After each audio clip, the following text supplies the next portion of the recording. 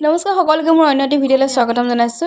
মায়ে মই ৰাতিপুৱা ধুনীয়াকৈ বাৰীলৈ গৈ শাক ছিঙি আছোঁ। যিহেতুকে শাক খাবলৈ মন গৈ আছিলে, সেইকাৰণে মাক ক'লোঁ, মাক বোলো শাক খাওঁ ব'লা। তাৰপিছত মায়ে মই দুইজনে লাগি গ'লোঁ শাক ছিঙিবলৈ। শাককেইডাল ধুনীয়াকৈ বাছি লৈছোঁ। পিছে শাক কোনে কোনে খাই ভাল পায় কমেণ্ট কৰি জনাবচোন। মই কিন্তু বহুত ভাল পাওঁ শাক খাই। মানুহে শাক খাব লাগে হয়নে? আৰু এফালে ধুনীয়াকৈ ধুই লওঁ। শাক বস্তুটো গতিকে ভালকৈ ধুব লাগিব, নতুন বালি চালি লাগি থাকে ন পাতবিলাকত। এফালে ধুই লৈ এতিয়া আলু কাটি ল'লোঁ বিলাহী সৈতে। তেল মাৰিছোঁ, ধুনীয়াকৈ দি দিছোঁ আৰু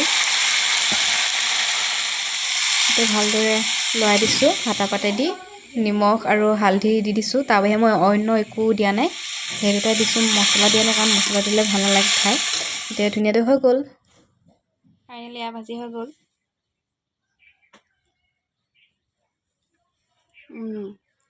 বহুত ভাল লাগিছে ন, শাক ভালেই লাগে।